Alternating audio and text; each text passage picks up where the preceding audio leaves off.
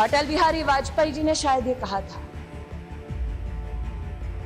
कि भारत कोई भूमि का टुकड़ा नहीं है, एक जीता जागता राष्ट्र पुरुष है। अटल जी ने कहा था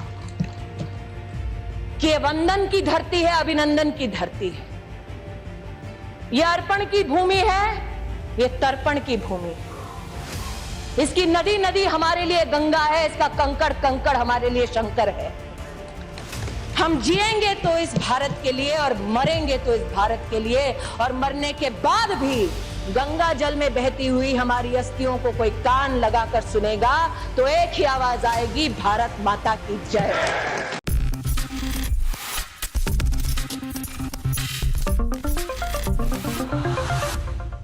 मोदी सरकार में केंद्रीय मंत्री स्मृति ईरानी टीवी जगत की मशहूर अदाकारा रह चुकी है। आज वे राजनीति में भी झंडे गाड़ रही हैं।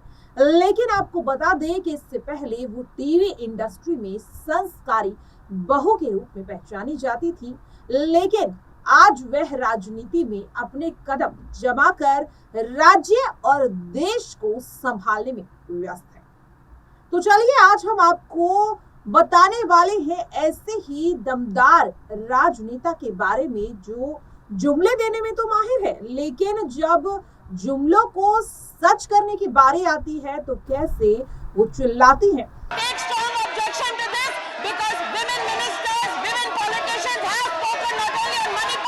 डराती है। क्षेत्र का अपमान मत करो, तुम भास्कर से हो तो क्या? नहीं मैम, भास्कर से कोई मतलब नहीं, अपमान करने वाली। दैनिक भास्कर से आप हो, सबसे मुखर सांसद और एक मुखर नेता है जी। लेकिन दैनिक भास्कर से हो तो सलोन विधानसभा मेरी विधानसभा जी, है, जी, लोकसभा जी, क्षेत्र की। जी। आप अपमान मत करो। धमकाती है और किस तरह से जनता के सवालों और उन जवाबों को दबाने की कोशिश करती है। दो शब्द बोल दिया दीदी, दो शब्द बोल दिया। बोल दीजिए दो शब्द। मैं क्षेत्र का अपमान कर दे पत्रकार होते। नहीं नहीं नहीं, आपके क्षेत्र का अपमान नहीं हो रहा, लेकिन आप पहली बार ऐसा कर रही है तो इसलिए आपसे मैं कह रहा हूँ, मतलब आप दो शब्द बोल दिए दीदी, बोलना नहीं दो चाह शब्द। रही हैं। आप अगर मेरे क्षेत्र का अपमान करेंगे भैया तो मैं आपकी मालिकाना उनको फोन करके कहूंगी, पत्रकार को अधिकार नहीं क्षेत्र की जनता का अपमान कर। नमस्कार, नेक्स्ट 9 न्यूज देख रही हैं आप और मैं हूं आपके साथ प्रज्ञा सिंह। दर्शकों, एक बार फिर से बहुत बहुत स्वागत है आप सभी का मेरे खास प्रोग्राम सत्ता से सवाल में। दरअसल आपको बता दें कि आज के इस खास प्रोग्राम सत्ता से सवाल में हम बात करने वाले हैं स्मृति ईरानी जी की, जो फिलहाल तो एक नेता के तौर पर जानी जाती है, लेकिन उनके अंदर की अदाकारा समय समय पर बाहर आती रहती है। देखिए जरा कि जिनको आज मुझसे पहले वक्तव्य देने का अधिकार दिया गया, उन्होंने जाते जाते एक अभद्र यहां पर लक्षण के दर्शन दिए। It is only a misogynistic man who can give a flying kiss to a parliament which seats female members of parliament. ऐसी गरिमा विहीन आचरण को इस देश के सदन में कभी नहीं देखा गया। ये उस खानदान के लक्षण हैं, या आज सदन में देश को पता चले। दरअसल इसमें स्मृति जी की भी कोई गलती नहीं है। अब इतने सालों तक रंगमंच का हिस्सा रहने के बाद आखिरकार कोई कैसे खुद को पूरी तरह से बदले, तभी तो उनके अंदर की अदाकारा अचानक से बाहर आ जाती है। और किस तरह से अब उनकी जो एक्टिंग है वो अब आम जनता, राजनेता और हर कोई पहचान चुका है। मुझे समझ में नहीं आता स्मृति ईरानी जी का खून कैसा वाला खून है कि वो कभी भी कोई महिला वाली बात, महिला मुद्दों पे वो बोल नहीं सकती है। महिला एवं बाल मंत्री रहते हुए मणिपुर के बेटियों की जो हालत हो रही थी उस पे तो वो चुप है, महंगाई पे चुप रहती है, बढ़ती अपराधों से वो चुप रहती है। जब भी कोई भाजपा का जो किसी की कोई बेटा या कोई भाजपा के सांसद पे कोई अत्याचार, महिलाओं पे अत्याचार करते वो उस पे भी चुप रहती है। और आज उनकी हिम्मत कैसे हुई राहुल गांधी जी के खून के बारे में, उन्होंने शायद उनको पता नहीं वो भाजपा के और देश के प्राइम मिनिस्टर नरेंद्र मोदी जी के प्रचार में इतनी व्यस्त है कि वो भूल रही है इतिहास को। ये राहुल गांधी जी का ही खून है, जिसके दादी ने देश के लिए जान दिया, जिसके पिताजी का खून, इस परिवार का खून का एक एक कतरा देश के लिए समर्पित रहा है। वो क्या जानती है? वो संस्कारों की बात करती है। स्मृति ईरानी जी, हमारा मुंह मत खोलिए। संस्कारों की बात और भ्रष्टाचार की बात आपके मुंह से शोभा नहीं देती है। भ्रष्टाचार की बात करनी है तो याद कीजिए आपके खुद के गोवा के सिली सोल्स रेस्टोरेंट की। और रही बात संस्कारों की, मोना जी के लिए हमारा दिल अभी भी उनके लिए हमें सम्मान है। इसलिए कृपया करके ये, क्योंकि सास भी कही बहू थी का सीरियल नहीं चल रहा है इस पार्लियामेंट में, नौटंकी करना बंद कर दे और अपना फर्ज निभाओ। आप आज देश के महिला एवं बाल विकास मंत्री हो, वरना इतिहास याद रखेगा आपको महिला एवं बाल विनाश मंत्री के रूप में। लेकिन उन्हें स्मृति ईरानी से जब सवाल पूछा जाता है तो कैसे खामोश हो जाती है, मुद्दों से भटकाने का काम करती है, दबाने का काम करती है। देखिए जरा। लोकसभा क्षेत्र का अपमान मत करो, तुम भास्कर से हो तो क्या? नहीं मैम, भास्कर से कोई मतलब नहीं अपमान करने वाली। दैनिक भास्कर से आप हो, सबसे मुखर सांसद और एक मुखर नेता है जी। लेकिन दैनिक भास्कर से हो तो सलोन विधानसभा मेरी विधानसभा जी, है जी, जी, लोकसभा जी, क्षेत्र जी। की। आप अपमान मत करो जी। लेकिन मैम अगर आप इस क्षेत्र में आई हैं तो मेरे फिर क्षेत्र के दो शब्द बोल दिया दीदी, दो शब्द बोल नहीं दिया। मैम, आप बोल दीजिए दो शब्द। मैं क्षेत्र का अपमान कर दे पत्रकार होते नहीं, नहीं, नहीं, नहीं, आपके क्षेत्र का अपमान नहीं हो रहा, लेकिन आप पहली बार ऐसा कर रही हैं तो इसलिए आपसे मैं कह रहा हूँ, मतलब आप दो शब्द बोल दिए दीदी, बोलना नहीं दो चाह शब्द। रही हैं। आप अगर मेरे क्षेत्र का अपमान करेंगे भैया तो मैं आपकी मालिकाना उनको फोन करके कहूंगी पत्रकार को अधिकार नहीं क्षेत्र की जनता का अपमान करें। नहीं मैं कोई भरत अग्रवाल जी है ना, कोई अपमान नहीं हो रहा है। मैं करूंगी फोन और कहूंगी सलोन विधानसभा क्षेत्र अमेठी लोकसभा क्षेत्र का हिस्सा है, जी। मेरी क्षेत्र की जनता का अपमान मत करिए। आप होंगे बड़े रिपोर्टर, लेकिन आपको जनता का अपमान करने का अधिकार नहीं। दीदी आइंदा तो मेरे क्षेत्र की जनता का अपमान मत हम कीजिएगा। लोग दो शब्द बोलने के लिए भैया आगे से मेरी क्षेत्र की जनता का अपमान मत करिएगा। बहुत प्यार से निवेदन कर रही हूँ, वरना मैं तो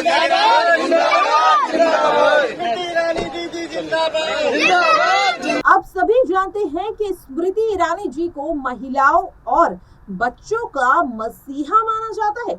यूं ही थोड़ी ना उन्हें महिला एवं बाल विकास मंत्रालय सौंपा गया है। समय समय पर किस तरह से वो महिलाओं के और बच्चों के हित में सामने आती हुई नजर आई है, देखिए जरा। हमने जुडिशियल कमीशन बनाया, उन बच्चों को तो न्याय नहीं मिला जिन्होंने प्राण त्यागे जब कांग्रेस पार्टी सत्ता में थी। लेकिन हमने पक्षपात की राजनीति नहीं की। हमने कहा न्याय हो, दोषी जो है उसको सूली पर चढ़ाओ। हमने जुडिशियल कमीशन बनाया, एहसान नहीं किया, न्याय किया, कोशिश की। ये कोशिश मैं हर दिन करती हूं। मेरा आग्रह है सबसे कि अगर हम शिक्षा को रणभूमि बनाएंगे, बच्चों को वोट बैंक बनाएंगे, तो जेएनयू के कुछ भटके हुए छात्र तो क्या नारा देंगे, लेकिन इस देश को बर्बादी की कगार पर वो राजनीति ले जाएगी जो एक बच्चे की मृत्यु को भी राजनीतिक अवसर बनाकर इस्तेमाल करती है। इसलिए मेरा हाथ जोड़कर निवेदन है, जहां न्याय है उस न्याय को अपना काम करने दो, जहां पुलिस है उस पुलिस को अपना काम करने दो। आज मैं आह्वान करती हूं, अगर राहुल गांधी स्वयं मुझसे कहते कि स्मृति ईरानी चलिए हम दोनों मिलकर जेएनयू के छात्रों को कहे कि जिस भारत की बर्बादी के तुम नारे दे रहे हो, जिस तिरंगे को लहराने से तुम्हें शर्म आती है, उसी जेएनयू के कुछ ऐसे छात्र हैं जिन्होंने सरहद पर अपने प्राणों को त्यागा ताकि तुम आजाद हिंदुस्तान में बर्बादी के नारे दे सको। लेकिन राहुल जी ने ऐसा नहीं किया। खास तौर पर स्मृति ईरानी महिलाओं के सम्मान के लिए हमेशा एक पैर पर खड़ी नजर आती हैं। महिलाओं को सम्मान मिलते देख कैसे उनकी नजरें गर्व से ऊपर हो जाती हैं। कि मात्र ब्याह दी जाएगी, कुछ कर नहीं पाएगी। अब ऐसी लड़की जब ना सिर्फ देश की राजनीति में बल्कि देश की मीडिया में भी योगदान दे सके, तो मुझे लगता है एक महिला होने के नाते इसे मैं घमंड नहीं कहूंगी बल्कि हर लड़की का गौरव। तब से लेकर आज तक sir all party meeting convene नहीं हुई है, चाहे हम हो या फिर सीताराम येचुरी जी हो, सबने कहा है बुलाइए मीटिंग, हम एक स्वर में बोलेंगे कि अगर बच्ची का बलात्कार करते हो तो इस देश में सजाए मौत होगी। हाँ, मैं जानती हूं कि हमारे कोर्ट्स चोकटअप हैं कि आज 13 जजेस पर मिलियन की जगह 50 जजेस पर मिलियन की जरूरत है। मैं ये भी जानती हूं कि आज फोरेंसिक लैब्स के लिए हमने 2012-13 में मात्र 11 करोड़ का ही आर्थिक आवंटन किया है। मैं ये भी जानती हूं कि स्टेट गवर्नमेंट्स ने बार बार कहा है कि हम फास्ट ट्रैक कोर्ट हर जिले में चलाना चाहते हैं। मैं पूछना चाहती हूं कि उनकी आर्थिक सहायता के लिए हम सब ने मिलकर केंद्र के माध्यम से कितनी सहायता भेजी है। ये कितने प्रश्न हैं जिनके ऊपर चर्चा की जरूरत है, साथ ही उस अमेंडमेंट की जरूरत है जो ये खौफ कम से कम, ये संदेश कम से कम दे पूरे देश को कि अगर एक 5 साल की बच्ची का बलात्कार होता है तो चुपचाप बैठकर ये हाउस तमाशा नहीं देखेगा। सर, अगर अगले 24 घंटे। इतना ही नहीं, महिलाओं संग अभद्रता होते देख स्मृति ईरानी गांधी परिवार के वारिस तक से भिड़ जाती है। जैसे मैंने भाषण के शुरुआत में बोला,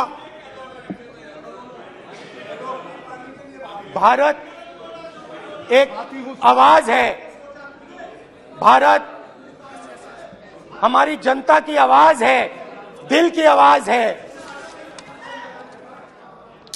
उस आवाज की हत्या आपने मणिपुर में की। इसका मतलब भारत माता की हत्या आपने मणिपुर में की।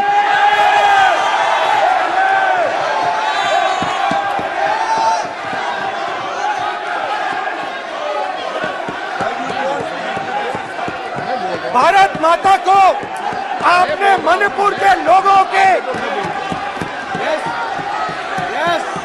मारा, आपने मणिपुर के लोगों को मारकर भारत की हत्या की है। आप देश द्रोही हो, आप देशभक्त नहीं हो, आप देश प्रेमी नहीं हो, आप देशद्रोही हो। आपने देश की हत्या मणिपुर में की। प्लीज, आप बैठना चाहते नहीं बैठना चाहते, इसीलिए आपके प्रधानमंत्री मणिपुर में नहीं जा सकते हैं क्योंकि उन्होंने प्लीज देश की हत्या की है। मणिपुर में हिंदुस्तान की हत्या की है, भारत माता की हत्या की है। मणिपुर में, मणिपुर के लोगों के दिल में आप बोल रहे हैं। फिर आप भारत माता के रखवाले नहीं हो, आप भारत माता के हत्यारे हो। प्लीज माननीय, प्लीज प्लीज माननीय, प्लीज अपनी माँ की हत्या की बात कर रहा हूँ मैं। मणिपुर में अपनी माँ की हत्या की बात कर रहा हूँ मैं। आदर से बोल रहा हूँ, आपने मेरी माँ की हत्या की मणिपुर में। एक मेरी माँ यहाँ बैठी है, दूसरी माँ को आपने मणिपुर में मारा है।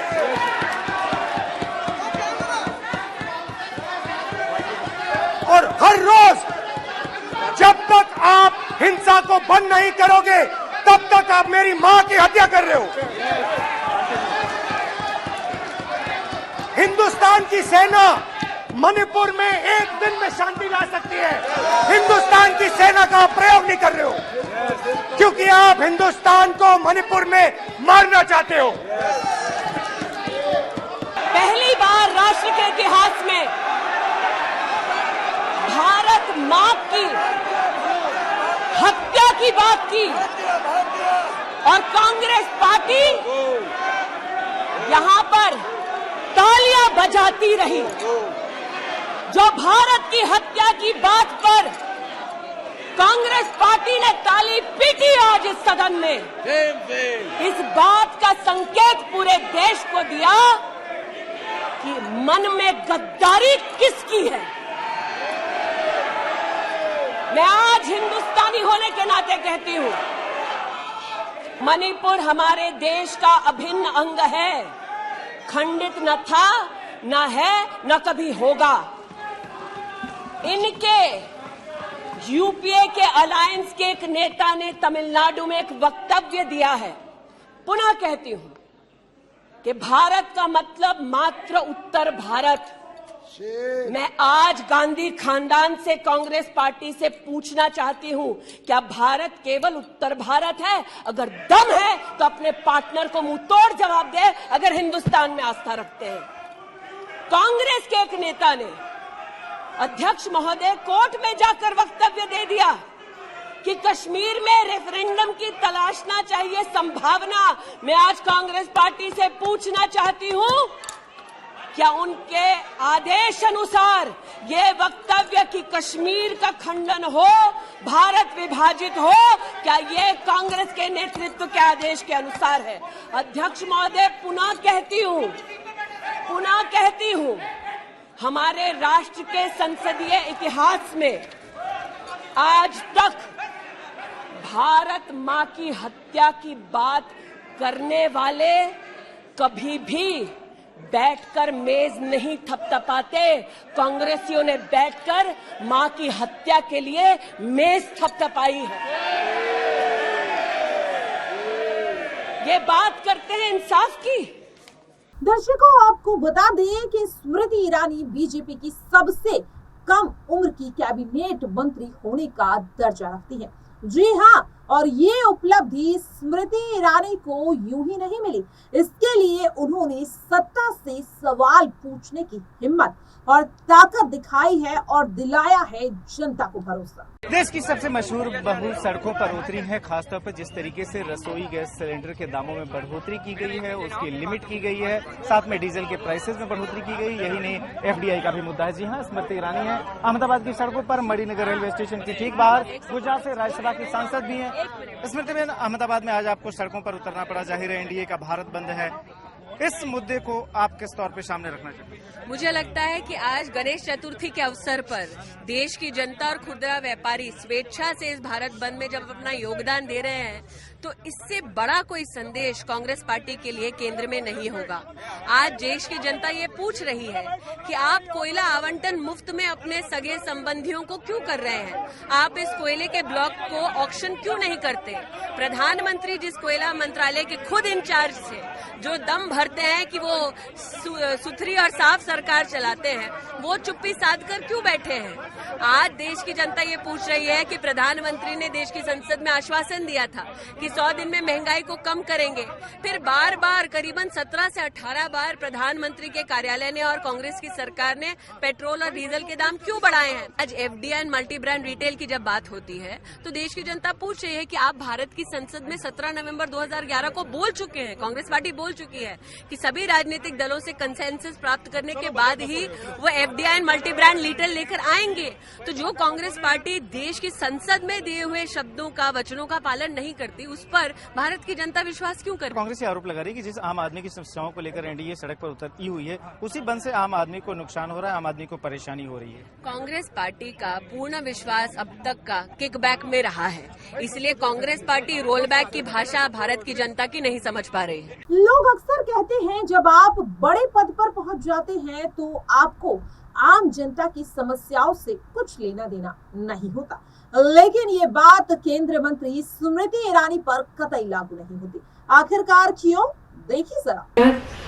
मंच पर आज मेरे साथ विराजमान है भारतीय जनता पार्टी की राष्ट्रीय उपाध्यक्षा एवं महिला मोर्चा की प्रभारी आदरणीय करुणा शुक्ला जी। मेरे संग बैठी हैं महिला मोर्चा की दिल्ली प्रदेश की अध्यक्षा आदरणीय शिखा राय जी। आज की ये प्रेस कॉन्फ्रेंस एलपीजी गैस पर जो कटौती की है कांग्रेस ने, यूपीए सरकार ने, उसके संदर्भ में है।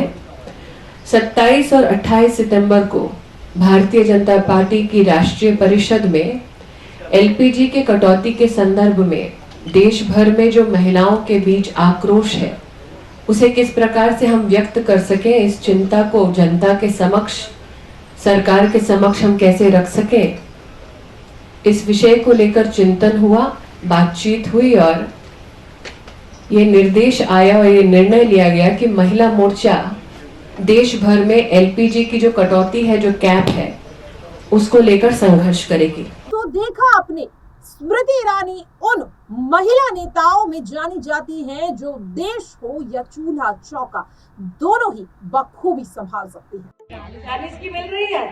मोदी का संदेश है 6 तारीख को कमल का बटन दबाओ और 13 रुपए किलो में शक्कर खाओ।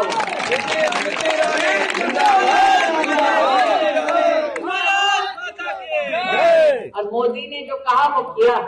ये है मोदी सरकार की सबसे दमदार कैबिनेट मंत्री जिनके आगे छूट जाते हैं हर किसी के पसीने। लेकिन आखिरकार अब क्यों इन्हीं दमदार मंत्री को हर जगह आलोचना का सामना करना पड़ रहा है?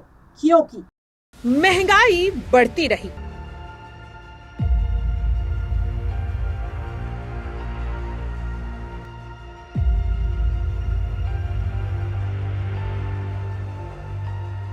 बच्चे गिड़गिड़ाते रहे,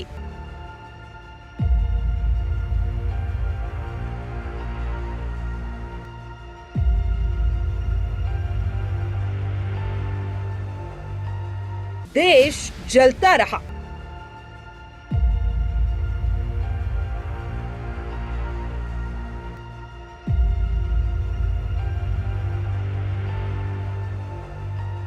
बेटियों की आबरू लुटती रही,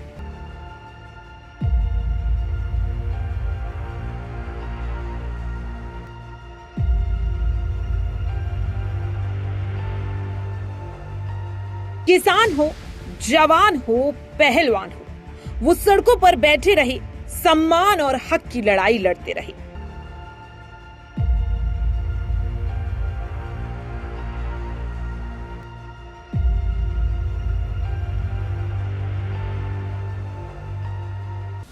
लेकिन फिर भी नहीं आई दमदार नेता, महिलाओं की मसीहा और खुद को देश की बेटी कहने वाली स्मृति ईरानी को शर्म। तो देखा आपने, एक समय में भारतीय जनता पार्टी की सबसे दमदार महिला नेता, कैबिनेट मंत्री के तौर पर जानी जाने वाली स्मृति ईरानी आखिरकार आज क्यों खामोश है?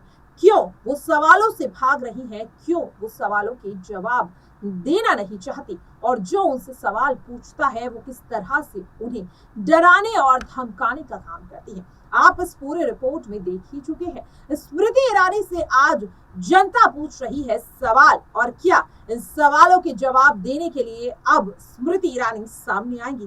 क्या लगता है आपको? आप अपनी राय कमेंट बॉक्स में जरूर शेयर करें। आज के लिए मेरे खास प्रोग्राम सत्ता से सवाल में इतना ही। कल फिर होगी किसी और दूसरे सत्ता से जुड़े सवाल को लेकर। नमस्कार।